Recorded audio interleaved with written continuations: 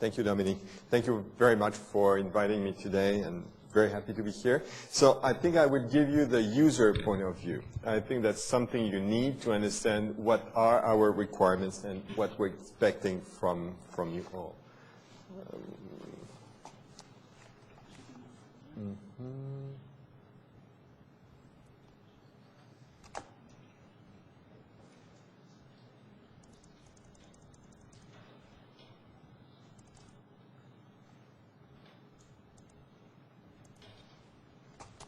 Okay. So as you know, healthcare is one of the heaviest burden for society. With aging population, our average life expectancy is increasing. 2006, about 77 years old for male, 84 years old for female, and we treat everybody the same way, young or old. So it's a very heavy burden for society. Even if you see that it increased from 2000 to 2004 by 1%, the trend keeps going up, and it's much higher in the States, where it's really a big problem, more than 14% in the States. Medicine has changed a lot. 100 years ago, it was an art, where intuition was very important, and you needed to know Latin and Greek to be able to go into medicine. Now it changed a lot. It's a science, and we have not only obligation of deploy all the means to get to the result, but we have to provide results. I would, just to summarize, but very basically, medicine now, it can be distinguished mainly in two things: triage and access to expert, which means that you go to the hospital and in emerge, you'll be triaged in emerge and will be sent to the area of expertise which is required, or you just be discarded and sent back home. And which means that this triage relies more and more on imaging. It's common at night for the resident to read more CT scan of the brain, chest, abdomen than during the day. And that's an increasing trend with the user feel more comfortable. I would talk about radiology, but I don't want to limit that to radiology. That's my field, but just imaging in medicine is also pathology, dermatology, a lot of other ologies which are very demanding in terms of new technology. For us, we moved from the standard paper film that you knew and which was displayed on the view box to the PACS with all the digital modalities, which mean that all images now are computed. So those images are easy to move thanks to increasing bandwidth, and more you see networks of hospitals, and with a very good example in London, where you have, I guess, 57 hospitals all on the same network. And radiologists can report for multiple sites from only one spot. It doesn't have to move anymore, which is also a significant increase, mainly when we think that many readings are now provided from other time zones. And in the States, for instance, where they have to cover activity at night, they deal with groups of radiologists who are based in Australia, and so they provide all those reports daytime for them. So this is something we shouldn't see anymore. Someone scribbling on an old paper film on a viewer, that's how we work about 20 years ago. And unfortunately, a number of people are still working like that today. Now, it's more comfortable, and we sit on a workstation. The chair may be better, but it's not easier. If I show you the way we displayed our CT scan on the screen, that's the same approach here. That's what we had on the old film, which means that we could see each image at different windows, lung window, bone window, and we were scrolling through that. We cannot do that anymore because we have too many images. This was fine when you had 20, 30, 40 images you could view at the same time. Now, a CT scan can go easily up to 400 images, sometimes 1,000, 3,000 images. I saw one last week, 3,000 images. It's just crazy. And each image is 500K. So you see the volume that we generate.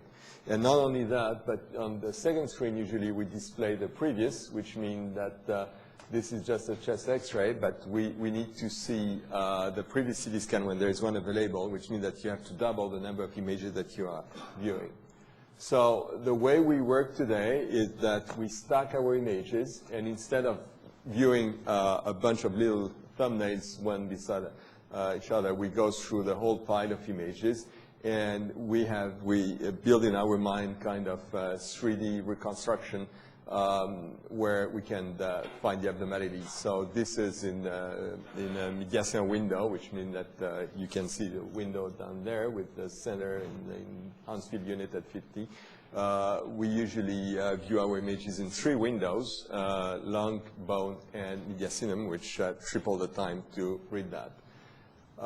To help us, we can use MPR, so those 2D reconstructions, and you see that it's very helpful here when I want to view the vessel. For instance, I can just follow my pulmonary arteries here, and I see them very well. So it helps us a lot.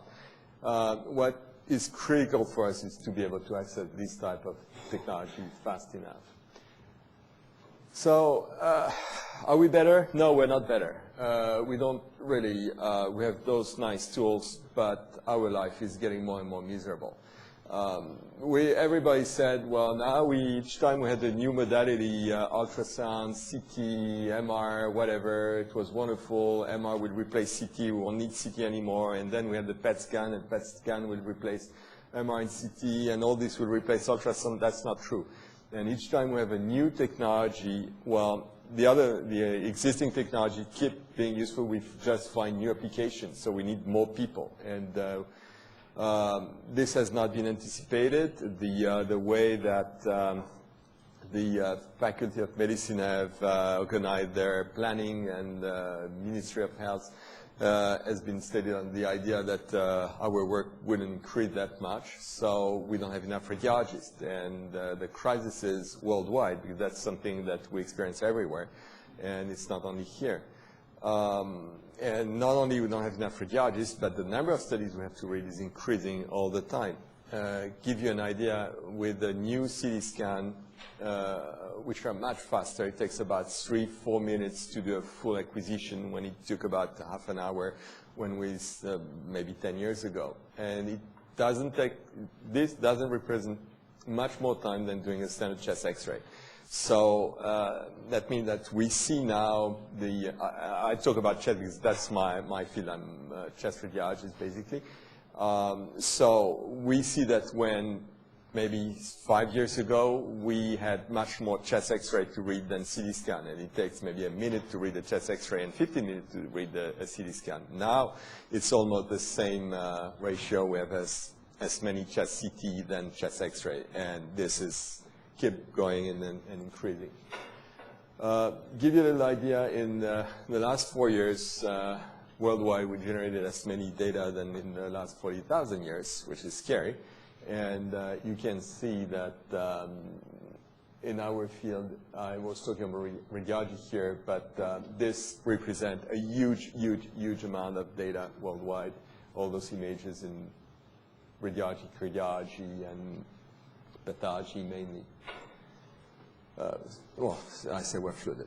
So it's a little too much, and that's why I'm here, because we need you. We need your help. If I had to take a little comparison, and I don't know if any of you have ever seen that. It's a very, very old, but that may give you a little idea of where we are now. Lucy and her friend have been hired in a chocolate factory, and what they have to do is, the chocolates come on this moving thing here, and they have to take the truffles and put them in a little paper. And that's fine, because it goes well. But at some point, it's easy. So they can get it with the paper, and then the overload is such that they cannot cope anymore. And they have to find a way to deal with that, then it doesn't work. So, and I don't think this is a good solution, because we are trying to do that in our department sometimes, and the only result is what happens.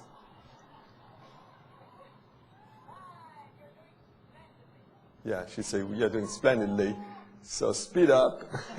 And that's what happens. So we have more and more, and we just cannot do it.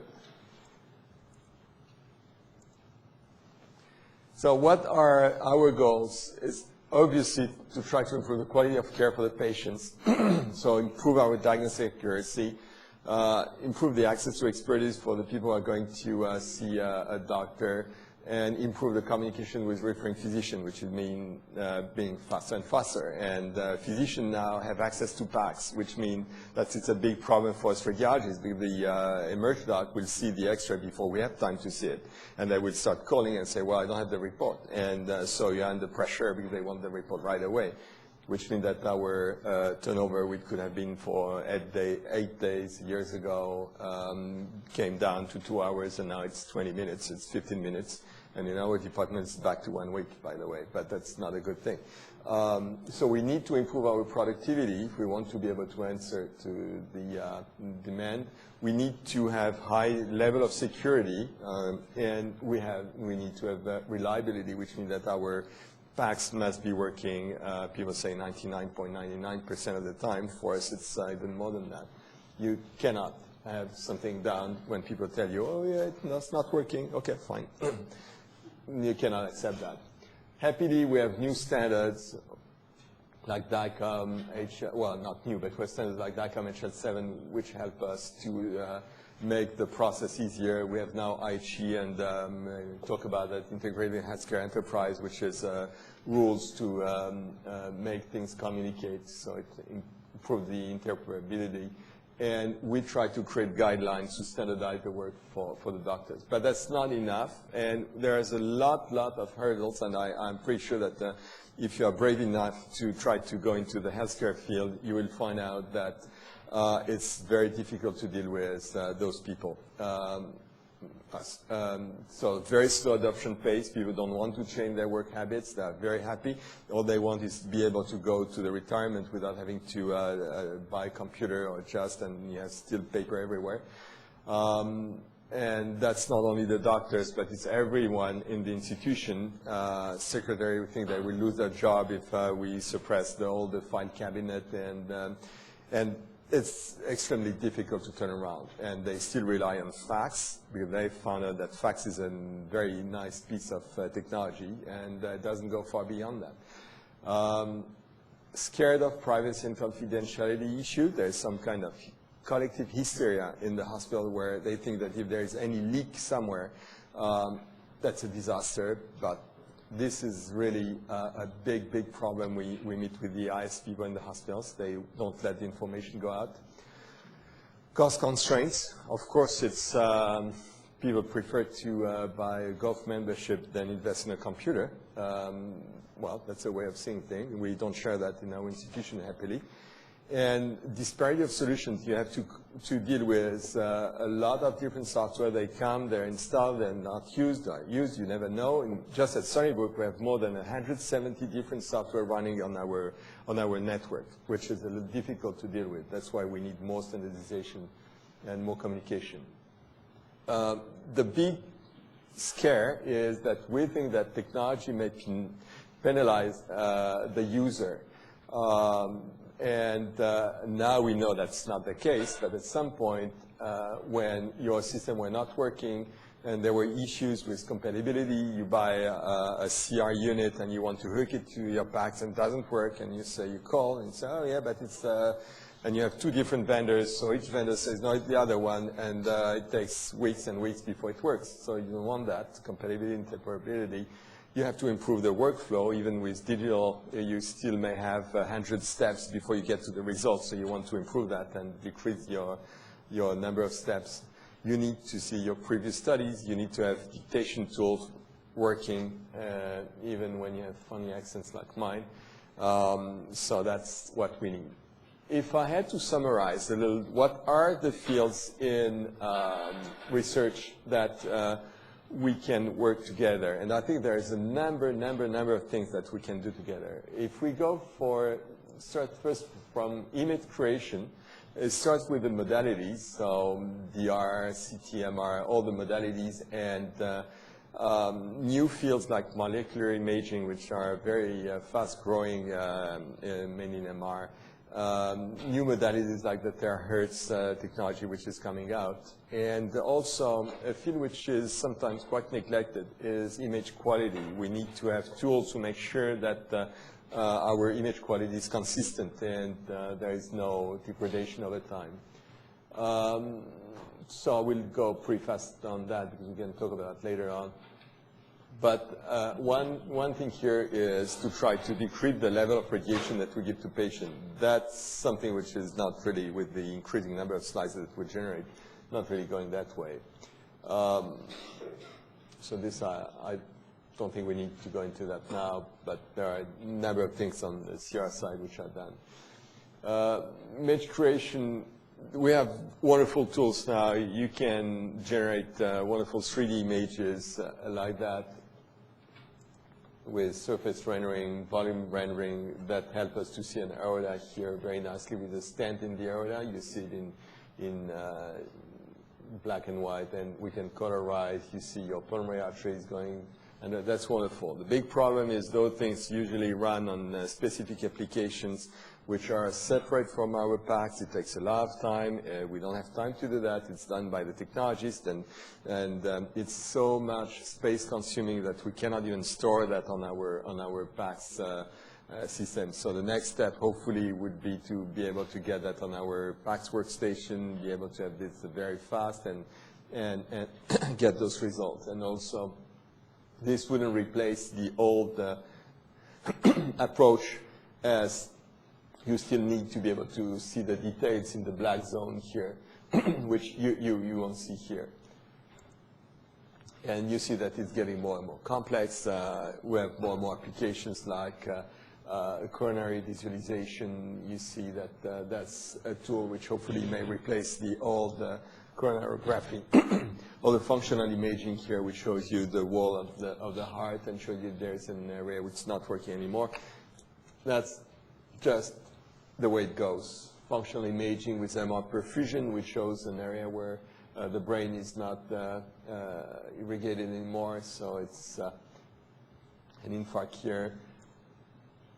And PET scan with registration, but registration is not only PET scan, it's more and more we're trying to develop new application for registration, and we can do image registration for US and CT, US and MR. US MR is more and more developed for guidance under MR for biopsies. So those are just examples of what we can do together.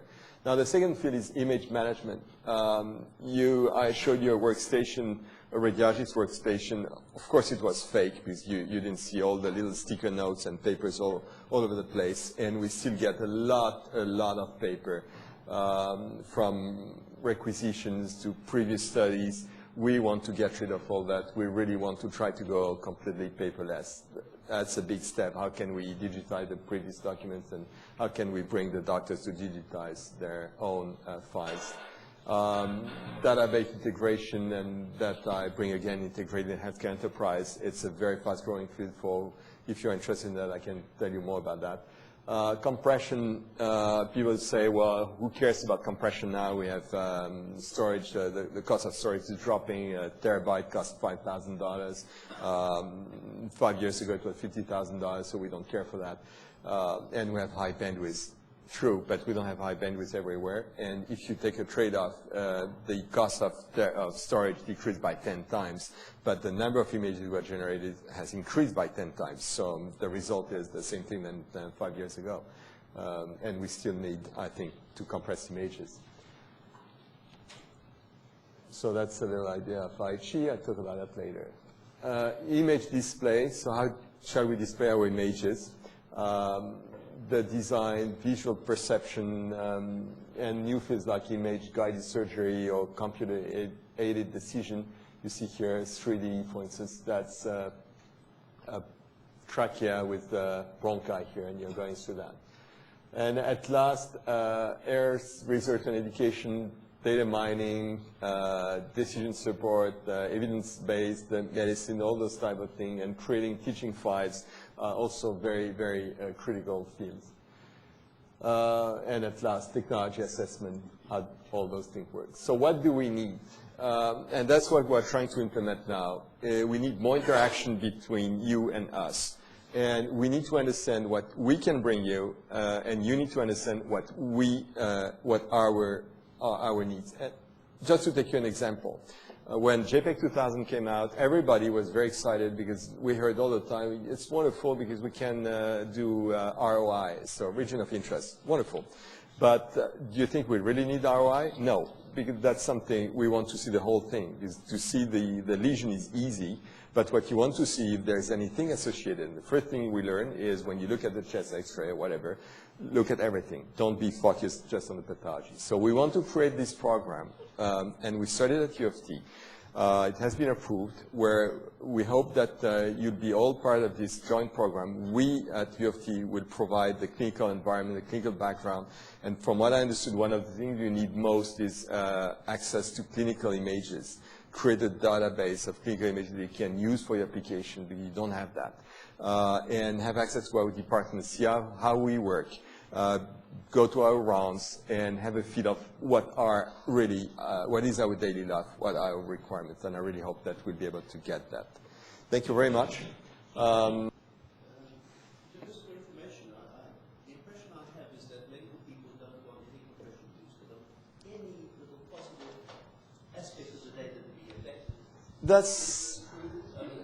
One can use compression that is so good you cannot detect.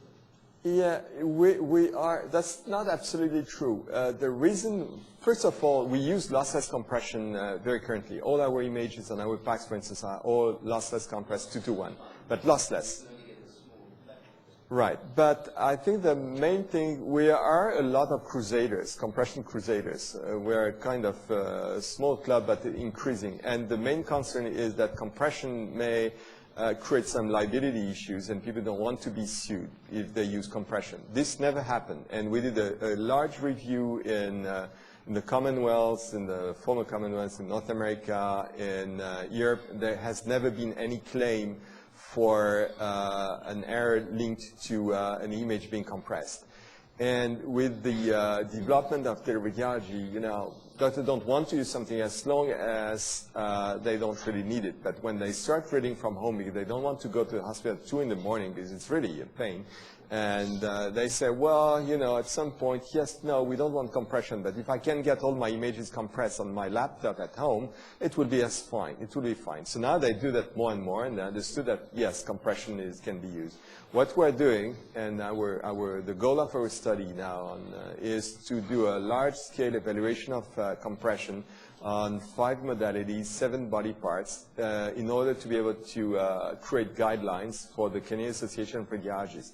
And what we'll do, hopefully by early next year, we should be able to release those guidelines, which will allow the radiologists in Canada to use lossy compression. And we're testing JPEG and JPEG 2000. And to tell you the truth, we really expect JPEG 2000 to outperform JPEG. But it has been asked, you know, we didn't want to disadvantage the industry, so some people are still using the old JPEG. But there are issues with bit range, and so I think the JPEG 2000 is much easier to use. So yes, once we release, you may still have some people who will tell you, no, I don't want to use lossy compression, but they may also not want to go to work, use their car, and they may ride their horse. That you'll still find that. But basically, we really expect and we hope that it will be largely adopted. If we could do that, just by saving on the cost of storage, this may represent something like $100 million saving per year in Canada, which means maybe 20 new packs. So that's a significant undertaking. So yes, we'll use lossy compression. On the note of compression, then, as you take more images of thinner slices, for example, is there research being done looking at using intra-image compression? So basically treating the series of slices where there's going to be commonality of image to almost like a video, and then using that That's more or less what we're doing. We treat them a little like video. We create cine loops, scene acquisition, and what has been done is not using compression, but what we do sometimes is those images, for instance, what I showed here as 0.5 millimeter slices. But instead of acquiring the 0.5 millimeter slices, we'll store them on 5 millimeter slices thickness. And then when we have the whole volume at 5 millimeter slice, which means much less images, we can still reformat afterwards and recreate the thin slices if we need that. But the idea is to decrease the storage requirement. It's not to compress at this moment, but it's store thick slices. I don't know if, and definitely this is not a good solution, I think, ultimately, because we really would like to be able to keep the whole volume. So I guess that use of compression between may definitely be a way. You mean a little like the MPEG? To some, using the MPEG technology, something like that? Yeah. No, we don't do that yet. There's a fair bit of also even lossless compression, and it's much more effective if you do inter images. Lossless compression can be very effective because, you know, two layers that are 0.5 millimeters apart are very, very similar. So you just, you know, Right. store the one and you store the difference. Yeah. You reconstruct the second one, but you're not actually losing any information. Yeah, as far as I know, I don't think this is done currently. But that's a very good idea. Question over here. Historically, given the trends, the obvious solution is to get rid of radiology, except for building the systems of interpretation and looking at the 1 or 3% that don't fit the pattern that can't be validated. Have you, your group, think through this in terms of how that would direct the research? To get rid of radiologists, or because I heard that for 25 years. That's something where everybody's just hoping to get rid of radiologists. But the point is that's something we experimented with the CAD system, where computer-aided decision system. You still have a range of maybe with the CAD it's 60%, maybe 70% sensitivity.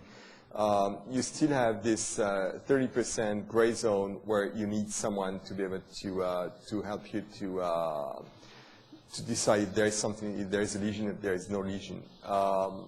I think that, and that's what we mentioned, if we could get more reliable system to help us just to pinpoint an area in the image or the stack of images or wherever where the pathology, it would make our life much easier because we would know right away where to go and find out if what we see is normal or not normal. But I don't think you would. We haven't seen anything even close to the idea of replacing radiologists in terms of sensitivity and specificity of image diagnosis. So that's a long-term kind of goal. So I said, I heard that for 25 years, trying to replace the radiologist, and it still didn't real work. results in that regard. Didn't work. But I think hopefully we may get closer, and this is also evidence-based tool, algorithm, decision algorithm. The more we develop this type of tool, the easier we'll make not to replace the radiologist, but make the decision tree and the diagnostic tree, make it easier. And I hope this will come. Other questions? When creating a huge patient and image database, how do you address the privacy issue? What's your thought on this? Good question. Yeah, the way we have to do that, and you will see that this is becoming more and more critical, but there are new regulations coming out in the States. We'll have to get the patient consent. So we need to be able to link the patient consent to the image. And that's something I'll be happy to discuss with you, because that's maybe a next research area, how to make sure that each image is authorized by the patient. We'll have to do that because what's coming maybe next year in the state, they decided that we would not be able to publish or edit a picture, display a picture from a patient without a formal authorization, even for presentations, scientific papers, and everything. So this will make our life really miserable. Just sort of along that line, I seem to remember when we had our grand challenges workshop, at the end we had a brainstorming session, and one of the ideas that was tossed around was this idea of every person being able to go around and carry their medical data, you know, Sure. on their sleeve or in their watch or whatever. Do you see this as something worth exploring, or has it been explored, or is it something that could be a potential research focusing in imaging? I know a lot of people who go to the States and with their CD-ROM, with all their images on CD-ROM. The way it's going in this country is a little different because Canada has Infoway. I don't know if you are aware of Infoway. It's federal or national agency. They got a funding of $1.5 billion to implement a nationwide EPR, health patient record. So the idea is that your file will be accessible from everywhere in the country. And you can be anywhere, but the problem is only in Canada, so you can be anywhere. You will have access to your medical information. They are creating DI repositories, which are digital imaging repositories, and 25 of those repositories are planned in the country, where all the images generated will be replicated on those repositories. That's why we need compression that much.